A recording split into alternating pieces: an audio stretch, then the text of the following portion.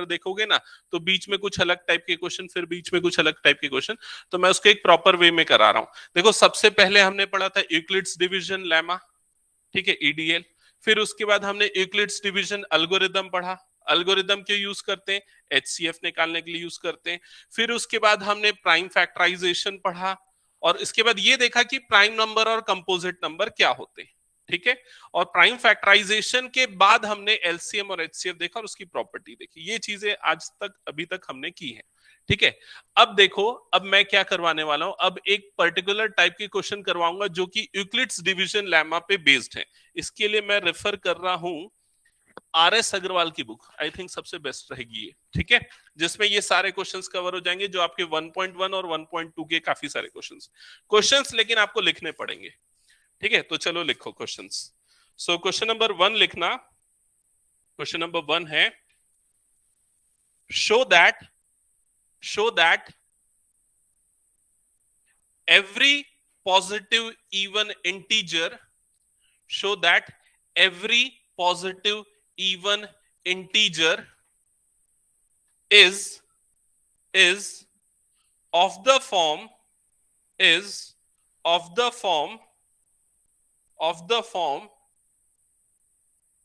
2q and every positive odd integer is of the form 2q plus 1, is of the form 2q plus 1, comma करके लिखना where q is any integer, where q is any integer। Note किया?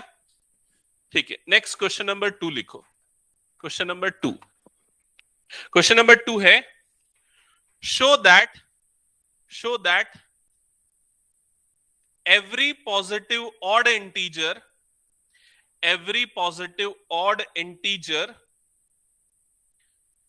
is of the form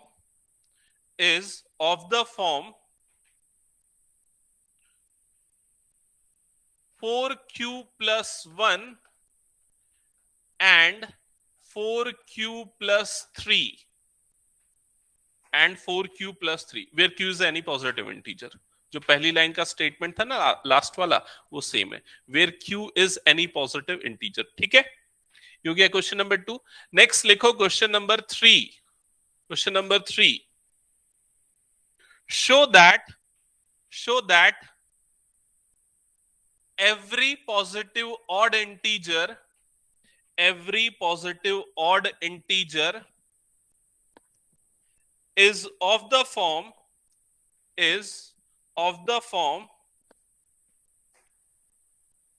6q plus 1 or 6q plus 3 or 6q plus 5 for some integer q, या for where q is any positive integer, ठीक है। Note किया? Next question लिखना। Question number 4। Question number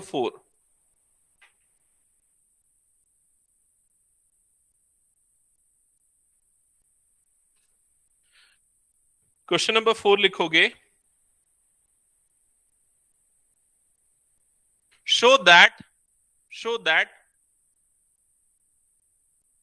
one and only one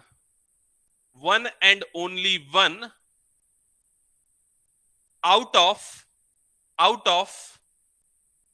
n comma n plus 1, small n है ना, small n comma small n plus 1 and n plus 2 is divisible by 3,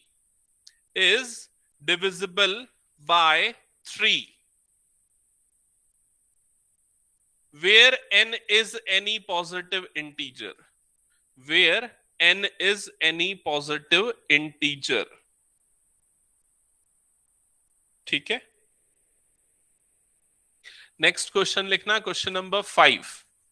question number 5, question number 5 लिखना, show that one and only one out of n comma n+2 comma n+4 is divisible by 3 where n is any positive integer.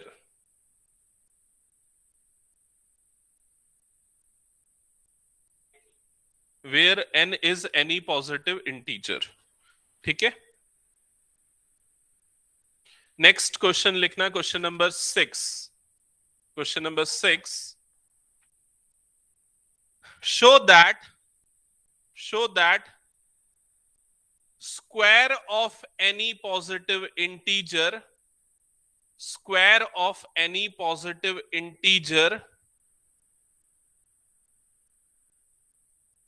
is either of the form. Show that square of any positive integer is either of the form 3m or 3m plus 1. 3m or 3m plus 1 for some integer m. ये लिख सकते हो या ये भी लिख सकते हो where m is any positive integer. ठीक है, ये दोनों चीजें करेक्ट है। फिर उसके बाद नेक्स्ट क्वेश्चन लिखना, क्वेश्चन नंबर 7। क्वेश्चन नंबर 7 यहां लिखो, show that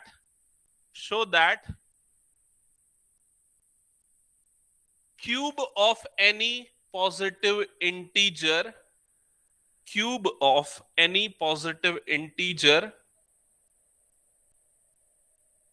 is of the form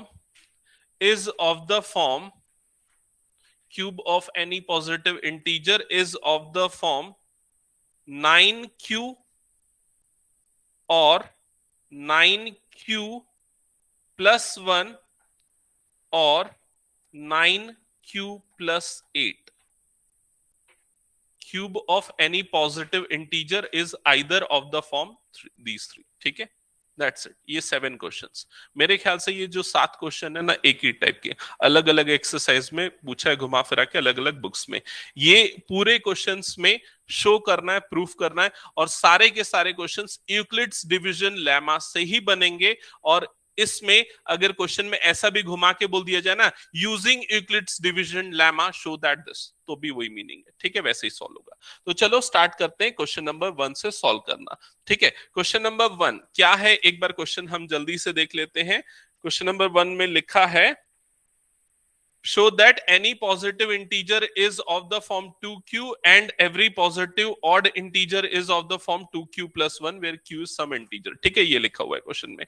तो ध्यान से समझना, इवन इंटीजर्स क्या होते हैं, कैसे डिफाइन करते हैं कोई सा नंबर इवन नंबर है।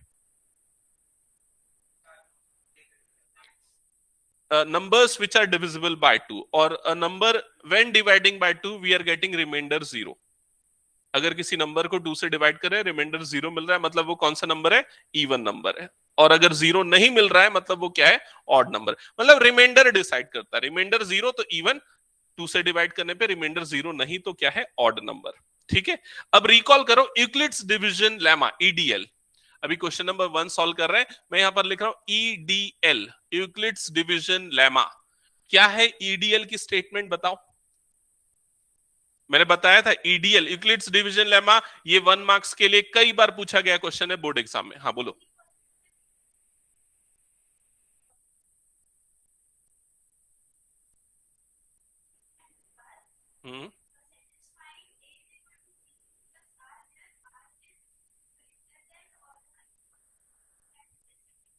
करेक्ट, गुड, ठीक है। सो करेक्ट, इसने सही बोला।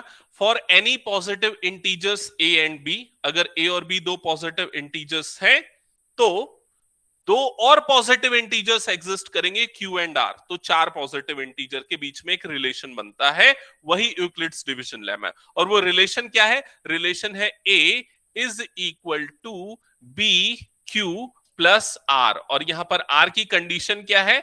आर इज ग्रेटर देन और equal to 0 and less than B, ये कंडीशन आर की, ठीक है।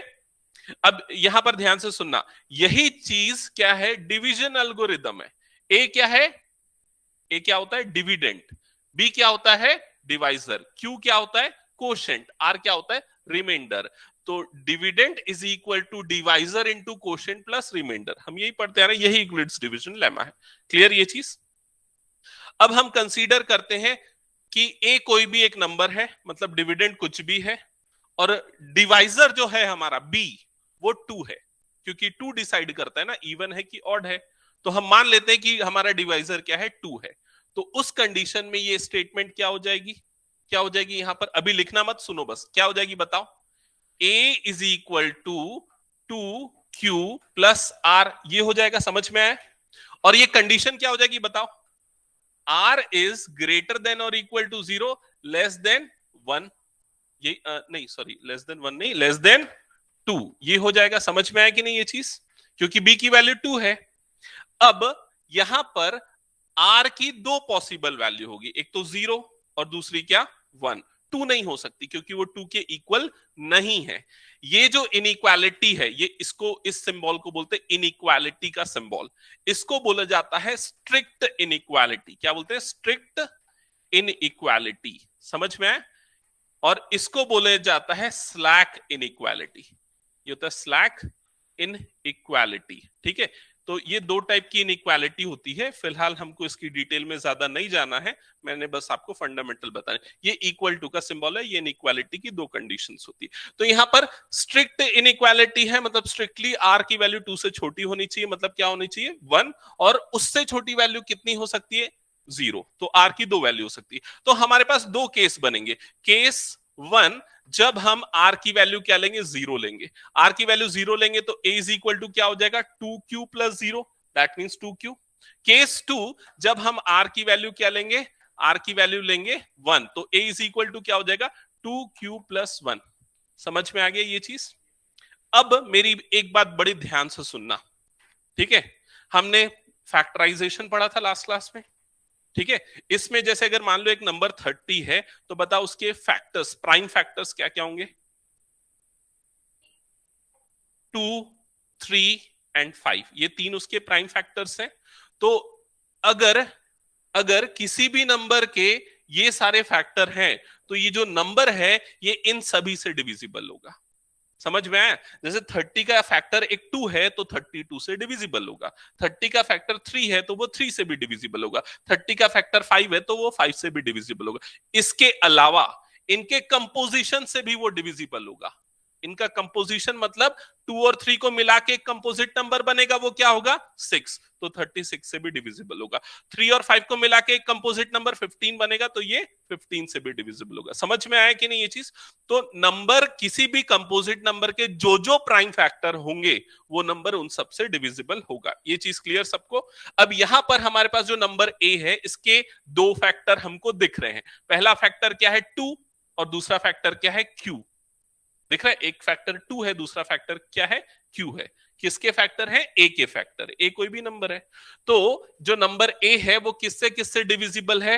2 से डिविजिबल है और q से डिविजिबल है। और अगर ये नंबर 2 से डिविजिबल है, मतलब ये नंबर क्या होगा? इवन नंबर होगा। समझ में आ गया कि नहीं ये चीज? और यहां पर इस पूरे नंबर का फैक्टर 2 है क्या? कंफ्यूज मत होना, देखो फैक्टर 2 नहीं है। इन सब में क्या 2 कॉमन निकल सकता है क्या? नहीं निकल सकता, मतलब वो उसका फैक्टर नहीं है। समझ में आ रहा है कि नहीं ये चीज? तो इसलिए ये 2 से डिविजिबल नहीं है, इसलिए इवन नंबर नहीं है, तो इसलिए कौन सा नंबर होगा? ऑड नंबर होगा। समझ में आया? तो आपको ये चीजें समझानी है। किसको? जिसने बोला show that this.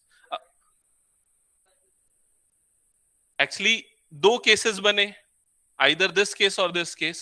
In this case the number is even. In the second case, the number will be odd. At least दो नंबर को मतलब नहीं, शो ऐसा नहीं, क्वेश्चन में क्या लिखा है, show that every even integer is of the form 2q. So even integer will be of this form and odd integer will be of this form. ये शो करना है हमको. देखो क्वेश्चन की स्टेटमेंट पढ़ो, हमको क्या करना है वो क्वेश्चन ने बताया है. आपने क्वेश्चन में क्या लिखा है, show that every even integer is of the form this and odd integer is of the form this. यही करना है हमको. ठीक है, अब सुनो, लिखोगे कैसे इसको, लिखना ना थोड़ा थ्योरेटिकल टाइप का रहेगा. ठीक है, सबसे पहली स्टेटमेंट जो लगभग हर क्वेश्चन में कॉमन होगी वो लिखो. लेट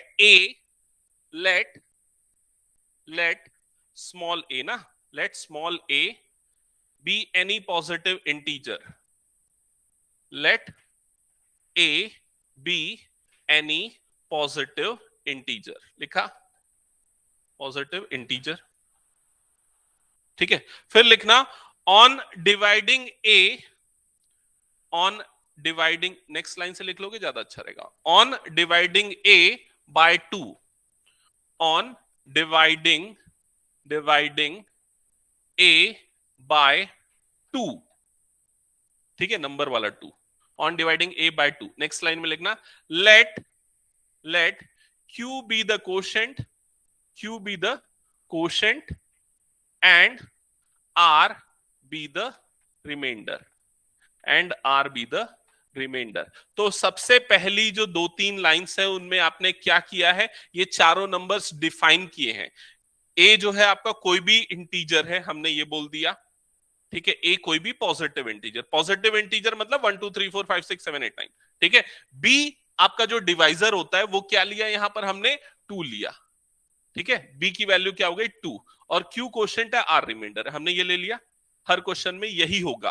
ठीक है, इसके बाद लिखेंगे by applying EDL, bye applying EDL मतलब यूक्लिड्स डिवीजन लेमा. अब ईडीएल अप्लाई करते हैं. ईडीएल का फॉर्म यहां पर देखो लिखा हुआ है. ठीक है, यहां पर हमने अप्लाई किया तो ये क्या हो जाएगा, a is equal to 2q plus r. लिखो फिर ये वाला स्टेटमेंट. अच्छा, ईडीएल पहले लिखना चाहिए ना आप लोगों को हमेशा. पहले ये वाली स्टेटमेंट लिखोगे, फिर उसके बाद ये वाला फॉर्म लिखोगे. ठीक है,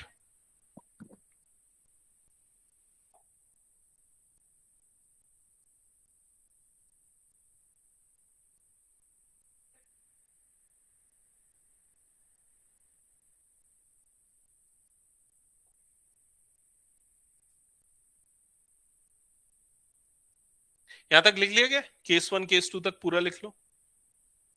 ये पूरी चीजें तो समझ में आ गई जो लिखने की है.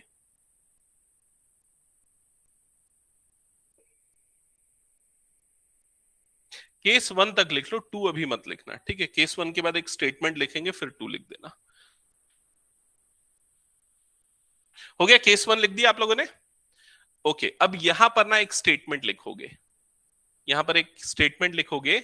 ठीक है, since 2 is a factor, since 2 is a factor of a, since 2 is a factor of a, therefore a is divisible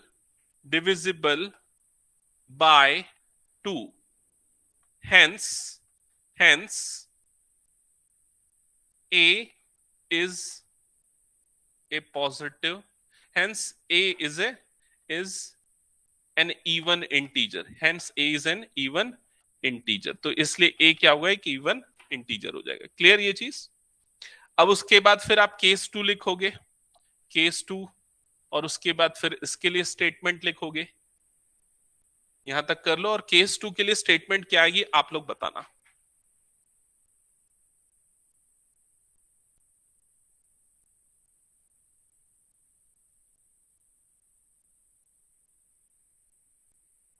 हो गया इशिता यहां तक.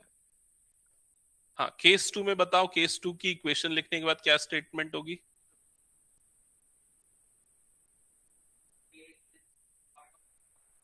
यस करेक्ट, वो भी लिख सकते हैं, since r is not equal to 0 hence it is not a factor of this. या फिर ये भी लिख सकते हैं, since 2 is not a factor, since 2 is not a factor of a, therefore a is not divisible by 2, hence a is an odd integer. a is an odd integer. That's it. समझ में आ गया सबको? ठीक है.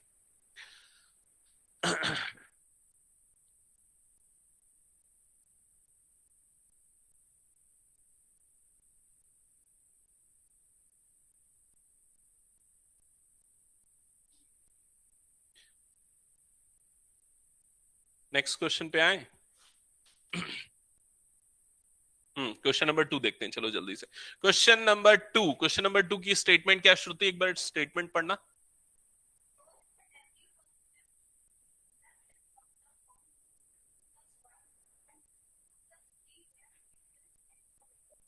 Okay, सो इस बार अब हमारे पास जो ऑड इंटीजर जो प्रूफ करने हैं वो कौन कौन से टाइप के, 4q+1 और 4q+3 वाले हैं. ठीक है, तो स्टार्टिंग की स्टेटमेंट एज इट इज होगी. क्या लिखोगे? Let a be any positive integer on dividing a by. अब जो डिवाइजर है वो चेंज होगा. क्या होगा? करेक्ट. अब डिवाइजर क्या हो जाएगा? 4 हो जाएगा. ठीक है, बाकी पूरा वैसा ही. तो लिखो let a be any positive integer. समझ में आ रहा है ना सबको? Let a be any positive integer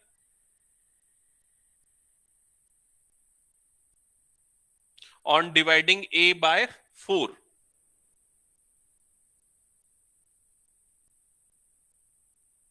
On dividing a by 4, let q be the quotient and r be the remainder. Let q be the, क्या हुआ?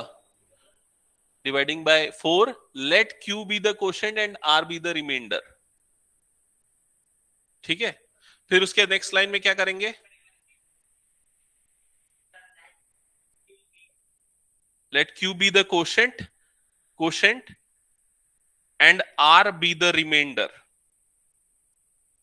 क्वोशेंट की स्पेलिंग गलत लिखा. अच्छा ठीक है, quotient and r be the remainder. तो आपने ये चारों नंबर बता दिए ना. ए तो ए है, बी की वैल्यू क्या हो गई? 4, क्यू की क्यू है, और आर क्या है? आर की वैल्यू डिपेंड करेगी. अब हम नेक्स्ट क्वेश्चन में क्या किए थे देखो.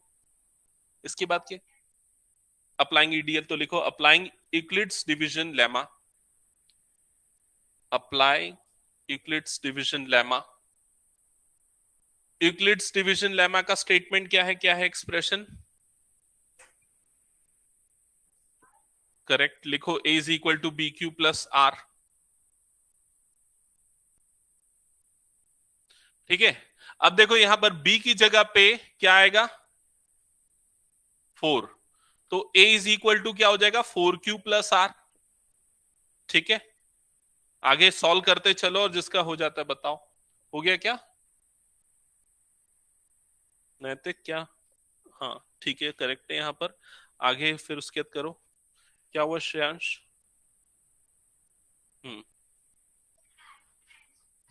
हाँ मेंशन करना पड़ेगा. आर की वैल्यू 0 से 4 के बीच में होगी. तो इस बार 2 केस बने थे, अब कितने केस बनेंगे? नहीं, 4 केस बनेंगे ना. हाँ, लक्ष्य कैसे 4 केस बनेंगे? आर की वैल्यू 0 से 4 तक होगी ना. तो 0 1 2 3. हाँ मतलब 0 से 3 तक. यस.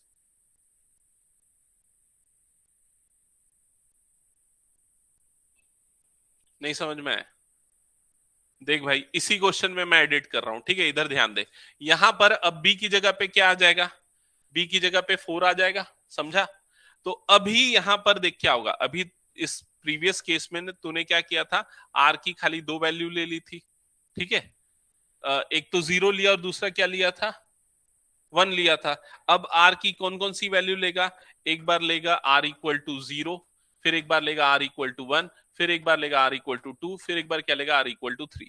क्योंकि आर जो है अब वो 0 से 4 तक है या 4 से छोटा है. तो जब 0 रखेगा तो a इज इक्वल टू क्या बनेगा? B Q plus 0. जब 1 रखेगा तो a इज इक्वल टू क्या बनेगा? B Q plus 1. समझ में आया कि नहीं? फ्रेश पेज में ले. सो a इज इक्वल टू एक हो जाएगा a इज इक्वल टू हो जाएगा 4q जब r इज इक्वल टू 0 होगा। केस 1 हो गया हमारा, केस 1। केस 2 में क्या होगा, a is equal to 4q plus 1 बनेगा। केस 2 में क्या होगा, a is equal to 4q plus 2 बनेगा।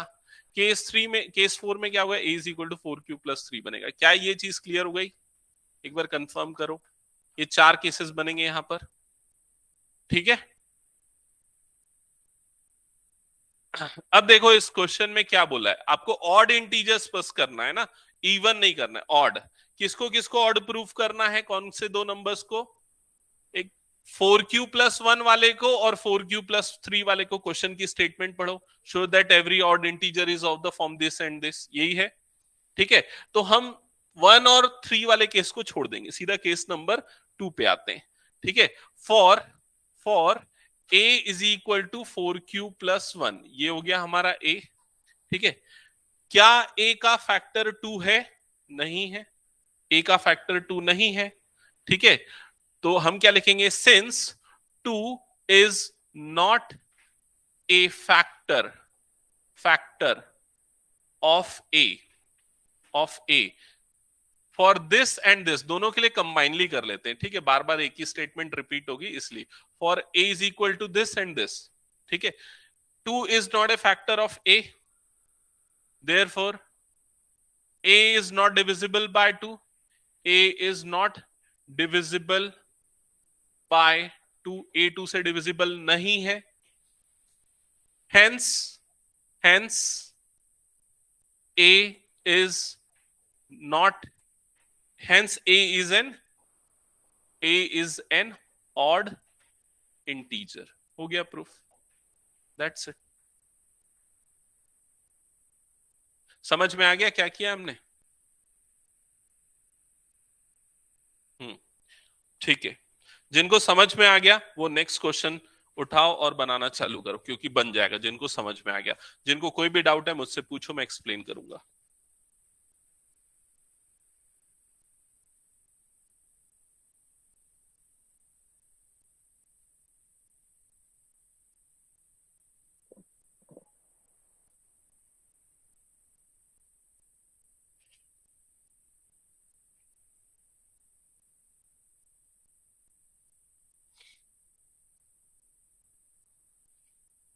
देखा तो नोटबुक तेरी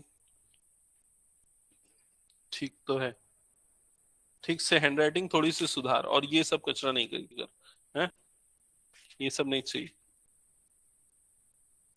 ठीक से बनाओ नोट्स अच्छे से। श्रुति तुम्हारा क्या रहा रिजल्ट, कितना? दिखाओ नोटबुक अपनी।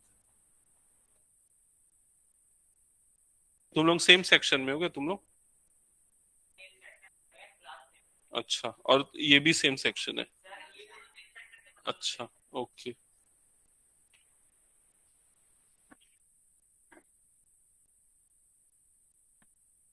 ठीक है।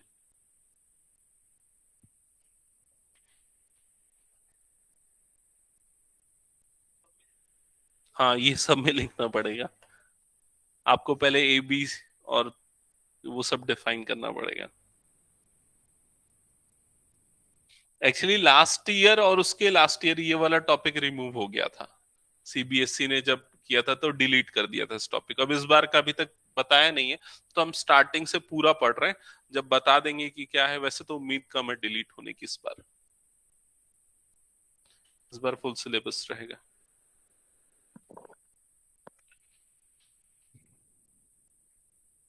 श्रेयांश बताओ कौन सा बना रहे हो? Question number 3, okay. By dividing 6, okay correct.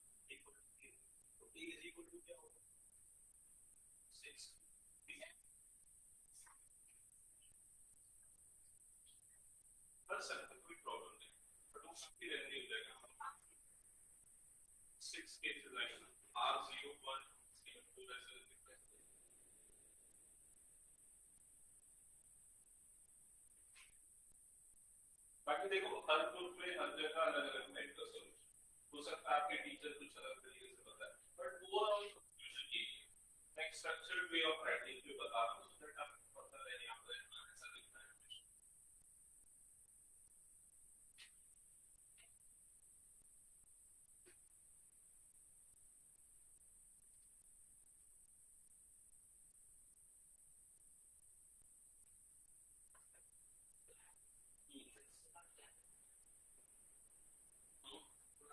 उसके बाद देखो बस यही स्टेटमेंट नहीं, ये सारे 2 से डिविजिबल नहीं है, ये 10 नहीं आएगा, एंड लिखा है this and this and this,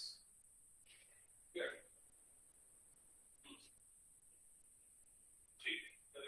अगर इसी में क्वेश्चन में ना इवन प्रूफ करने के लिए बोलता तो किसको बोलता, 6 क्यूब 4 6 क्यूब प्लस 4 को बोलता, तो उस केस में आपको 2 कॉमन निकालना पड़ता है। मैं एक बार बताऊं उस चीज को बोर्ड में, ठीक है।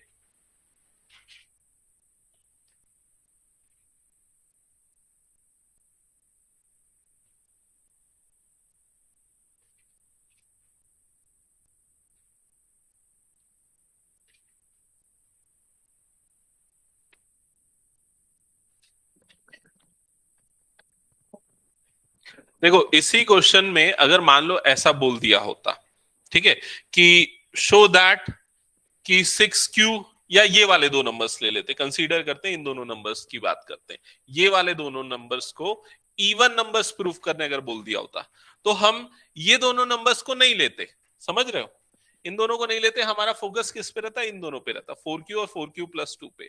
तो क्लियर है, a इज इक्वल टू अगर 4q है तो इसमें इसको 2 q लिख सकते हैं, मतलब 2 उसका एक फैक्टर हो गया, इसलिए a जो है वो 2 से डिविजिबल होगा, इसलिए a जो क्या है हो जाएगा, एक इवन नंबर हो जाएगा, और इसलिए ये एक इवन नंबर होगा। क्लियर ये चीज, नैतिक कुछ डाउट पूछ ले। जैसे a is equal to 4q है ना, तो 4 को 2 लिख सकते हैं ना, तो 2 जो है वो a का फैक्टर है, इसलिए a जो है 2 से डिवाइड हो सकता है, और हो सकता है इसलिए मतलब वो इवन है, ठीक है। और वैसे ये वाला जो केस होता है, इस केस में क्या करते, इस पे ज्यादा फोकस है मेरा, इस पे ज्यादा फोकस है, बताओ a is equal to 4q plus 2, इसको कैसे इवन प्रूफ करते, इसको कैसे बोलते कि ये 2 से डिविजिबल है। इसके लिए क्या करते हैं हम ना, 2 कॉमन निकाल लेते, 2 कॉमन निकालते तो क्या बचता है यहां पर ब्रैकेट के अंदर, 2q प्लस 1 बचता। अब a के दो फैक्टर कौन से, एक पहला फैक्टर ये है और दूसरा फैक्टर ये है, समझ में आई ये चीज, तो क्लियर है 2 उसका फैक्टर है, मतलब 2 से डिविजिबल है। क्लियर ये चीज, ठीक है। ओके, 6q वाला जो क्वेश्चन है, क्वेश्चन नंबर 3, अगर वो कंप्लीट हो जाता है तो मुझे बताओ, सो दैट हम फिर नेक्स्ट क्वेश्चन पे मूव करेंगे। हो गया सबका, ओके ठीक है। नेक्स्ट कौन सा क्वेश्चन मैंने लिखवाया था, 6q वाला हो गया ना, n+1 वाला है क्या नेक्स्ट क्वेश्चन, की कौन सा है, n+1 वाला, ठीक है ठीक है, हाँ करेक्ट, ठीक है। बाकी लोग इधर ध्यान देना, सुनो क्या बोल रहा है, a is equal to 3n, नहीं नहीं नहीं, मैं एक मिनट बता देता हूं, सुन लो पहले, ठीक है। देखो क्वेश्चन क्या है, पहले उस पर ध्यान देते हैं, show that one and only one out of n+1 and n+2 is divisible by 3 where n is any positive integer, जहां n कोई भी एक पॉजिटिव इंटीजर है, ठीक है। n is any positive integer and it is divisible by 3, इनमें से तीनों में से कोई एक number, one and only one out of this, ठीक है। ओके, तो आपको किसको चेक करना है कि इन तीनों में से डिविजिबल बाय 3 है, n या n+1 या n+2, ठीक है। तो n जो है ना वो a होगा। Let a be any positive integer जो हम लेते थे ना, जो डिविडेंड को हम a लेते थे ना पहले, अब डिविडेंड को क्या लेंगे हम, n लेंगे। और डिवाइजर तो 3 है क्योंकि क्वेश्चन में मेंशन किया है ना डिविजिबल बाय 3, समझ में आ रहा है। तो डिवाइजर आपका क्या होगा, 3 होगा। क्लियर। तो अब आपकी स्टेटमेंट चेंज होगी, क्या लिखोगे, लेट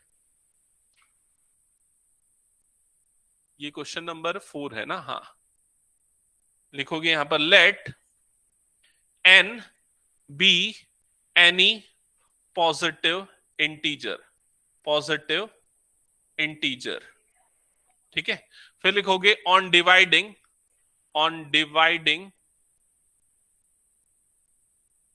n बाय 3, तो ये 3 आपका डिवाइजर हो गया, मतलब b की वैल्यू हो गई।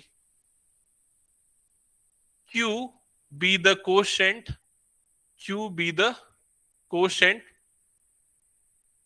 and r be the remainder,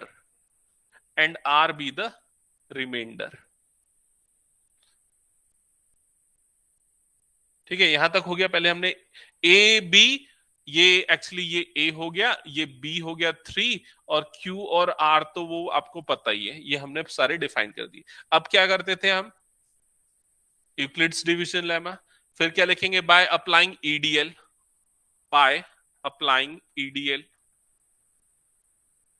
Euclid's division lemma.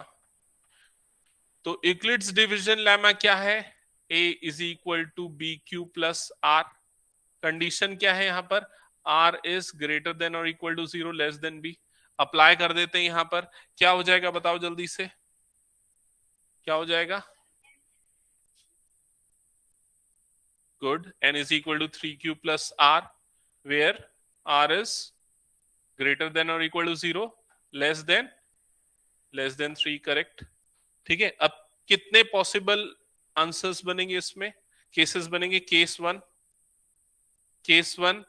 When r is equal to 1, जब r इज इक्वल टू 1 लेंगे, नहीं 0 से होगा ना, जब r इज इक्वल टू 0 लेंगे तो n इज इक्वल टू क्या हो जाएगा, 3q हो जाएगा, ठीक है। केस टू जब हम r इज इक्वल टू 1 लेंगे तो n इज इक्वल टू क्या हो जाएगा, 3q प्लस 1, और थर्ड केस में n इज इक्वल टू क्या हो जाएगा, 3q प्लस 2। केस थ्री, ठीक है, जब हम r इज इक्वल टू 2 लेंगे तब। ये सबको क्लियर यहां तक, ओके। अब हम आते हैं एक एक करके केसेस में, ठीक है, एक एक करके सारे केसेस समझते हैं। केस वन सबसे पहले, अब इसके बाद हम लेते हैं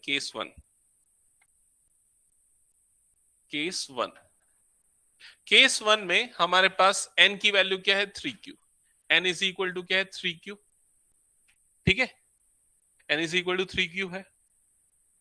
तो n 3 से डिविजिबल है क्या, यस, क्योंकि उसका एक फैक्टर क्या है, 3q। तो हम क्या लिखेंगे, here n is divisible, n is divisible by 3, ठीक है, n 3 से डिविजिबल है। लेकिन क्या n+1 भी 3 से डिविजिबल होगा, n+1 क्या हो जाएगा, n+1 इज इक्वल टू क्या हो जाएगा, 3q प्लस 1 हो जाएगा। और n+2 क्या होगा, n+2 क्या हो जाएगा, 3q प्लस 2 हो जाएगा। समझ में आए। तो हम यहां पर क्या लिखेंगे, but n+1 and n+2 are not divisible by 3, लेकिन ये दोनों 3 से डिविजिबल नहीं है। तो केस 1 में हमको क्या मिला, हमको ये मिला कि भाई n जो है ना वो 3 से डिविजिबल है, और बाकी जो दोनों है ना वो 3 से डिविजिबल नहीं है। ये हमको मिला केस 1 में। ठीक है, ये चीज क्लियर? ओके, अब हम आते हैं केस 2 में। केस 2 लेते हैं। तो केस 2 में हमारे पास n की वैल्यू क्या है? केस 2 में n की वैल्यू क्या है? 3q+1। तो अब हम यहां पर लेते हैं n is equal to 3q+1। ठीक है, ये केस 2 देखो यहां से ले रहा हूं ना मैं, n is equal to 3q+1। तो केस 2 में जो n की वैल्यू है, क्या उस कंडीशन में n 3 से डिविजिबल है? क्या ये 3 से डिविजिबल है? नहीं है। ठीक है, so here here n is not divisible by 3। n जो है 3 से डिविजिबल नहीं है। अब n अगर 3q+1 है तो n+1 क्या होगा? n+1 क्या होगा? करेक्ट, 3q+2 हो जाएगा। तो n+1 हो जाएगा 3q+2। तो क्या n+2 3 से डिविजिबल है? n+1 3 से डिविजिबल है? नहीं। तो हम क्या लिखेंगे? n+1 is also not divisible by 3। ये भी 3 से डिविजिबल नहीं है। अब थर्ड नंबर कौन सा बच गया? n देख लिया, n+1 देख लिया, अब क्या बच गया? n+2। तो अब n+2 को चेक करो, n+2 की वैल्यू क्या होगी बताओ? 3q+3 हो जाएगी। ठीक है, 3 कॉमन निकल जाएगा, मतलब क्या बच जाएगा? q+1 बच जाएगा। अब क्लियरली आपको दिख रहा है 3 उसका फैक्टर है, मतलब वो 3 से क्या है? डिविजिबल है। तो सेकेंड केस में n+2 जो है, n+2 इज डिविजिबल बाय 3। ये चीज हो गई। ठीक है, केस 1 हो गया, केस 2 हो गया। अब हम आते हैं केस 3 में। केस 3 में n इज इक्वल टू क्या है? केस 3 में देखो यहां से n इज इक्वल टू क्या है? यहां से देख रहे हैं ना हम लोग cases, n is equal to क्या है केस 3 में? 3q+2 है। ठीक है, तो n इज इक्वल टू हो गया 3q+2। n+1 क्या होगा? n+1 क्या होगा? 3q+3 हो जाएगा। और n+2 क्या हो जाएगा? 3q+4 हो जाएगा। बताओ इसमें से कौन सा डिविजिबल बाय 3 है? n+1। इस बार ये डिविजिबल बाय 3। समझ में आया? तो इस चीज को बड़े ध्यान से समझना जो अभी मैं हाईलाइट कर रहा हूं। केस 1 में n 3 से डिविजिबल था। केस 2 में n+2 3 से डिविजिबल था। और केस 3 में n+1 3 से डिविजिबल है। समझ में आया कि नहीं ये चीज? तो क्वेश्चन की स्टेटमेंट क्या थी? क्वेश्चन की स्टेटमेंट पहली लाइन क्या थी? पढ़ो उसको।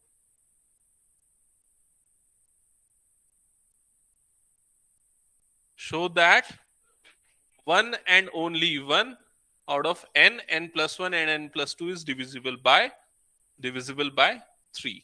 तो केस 1 में सिर्फ एक ही नंबर 3 से डिविजिबल हुआ, केस 2 में भी सिर्फ एक ही नंबर 3 से डिविजिबल हुआ, और केस 3 में भी सिर्फ एक ही नंबर 3 से डिविजिबल हुआ। समझ में आ गया कि नहीं? तो ऐसे प्रूफ होगा इस क्वेश्चन का। काफी बोरिंग है लेकिन क्या करेंगे, ये तो सिलेबस है वही है। सॉल्यूशन बेस्ड नहीं है इसलिए बोरिंग बोल रहा हूँ। यूजुअली मैथ्स में एक्सपेक्ट करते हैं ना कि सॉल्व करना रहेगा बहुत सारी चीजें, ऐसा नहीं, स्टेटमेंट और लॉजिकल सॉल्यूशन है इसके। ठीक है, तो क्वेश्चन नंबर 4 हो गया। नेक्स्ट क्वेश्चन पे आते हैं, क्वेश्चन नंबर 5। क्वेश्चन नंबर 5 चलो जल्दी से करना पड़ेगा थोड़ा सा। क्वेश्चन नंबर 5 क्या है बताओ जल्दी? n+2 n+3 n+4 are divisible by 3। यही है, so that one and only one out of these are divisible by 3। कर लोगे क्या बताओ तो? वैसे ही केसेस बनेंगे। चलो ठीक है, एक काम करो बनाओ, मैं देख लेता हूं तुम लोग कैसे लिख रहे हो खुद से। ठीक है, वो इंपॉर्टेंट है। मैं कॉपी में चेक करता हूं तुम लोगों की।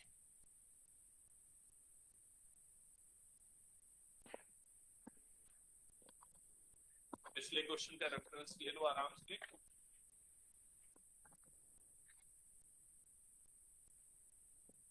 तो केवीएस का भी रिजल्ट आ गया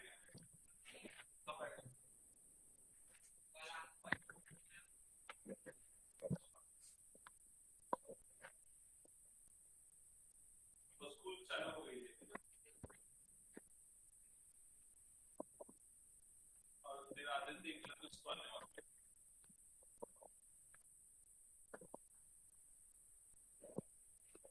और केवी की स्कूल 1 तारीख से चालू होगी। हम्म।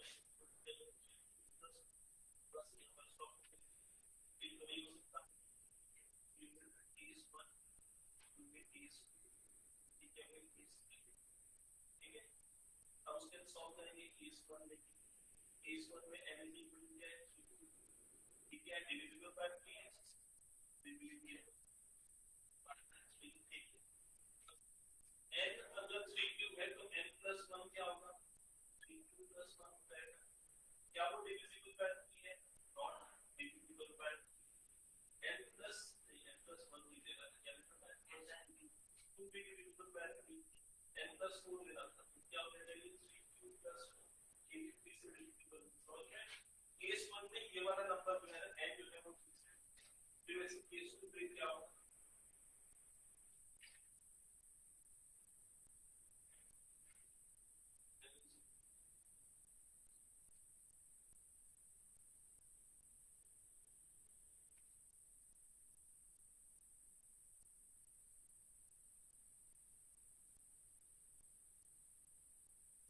हाँ बताना आगे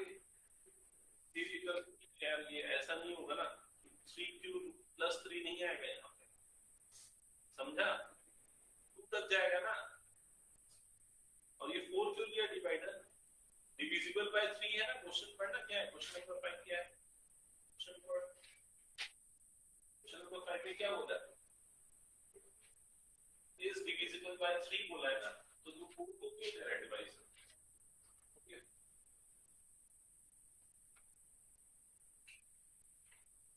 n + 2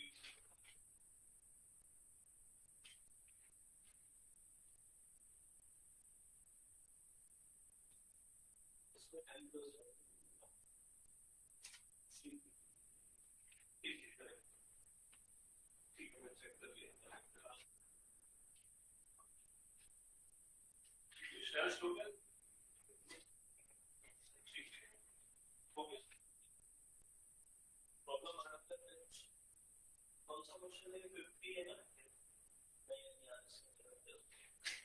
मेरा ऑन डिवाइडिंग n by 3 किया ना 3 से डिवाइड करें तो b की वैल्यू 3 रखा था ठीक है तो r की वैल्यू 3 से छोटी होनी चाहिए ना r = 0 1 तक जाएगा ना 3 और 4 क्यों जाएगा मतलब वैल्यू 3 वाला तो नहीं जाएगा 3 वाला लाइन नहीं आएगा समझ में आया ये चीज ये नहीं कर पाएगा इसके बाद क्या करना है देखिए ये सही लिखा n n is divisible by 3 फिर नेक्स्ट इसको चेक करना है n + 2 को चेक करना है और n + 4 को चेक करना है क्वेश्चन में देखिए n + 2 क्या हो जाएगा + 2 डायरेक्ट वो 3 से डिवाइड नहीं हो सकता n + 4 क्या हो जाएगा 3 + 4 हो जाएगा सभी 3 से डिवाइड नहीं हो सकता तो केस 1 में n 3 से डिवाइड हो सकता है फिर वैसे केस 2 के लिए देखिए जैसे हम किए केस ठीक है और लगभग मेरे ख्याल से सबका बन गया तेलुगु थोड़ा प्रैक्टिस करना पड़ेगा उसके लिए क्वेश्चन नंबर 5 तक हमने कर लिया ना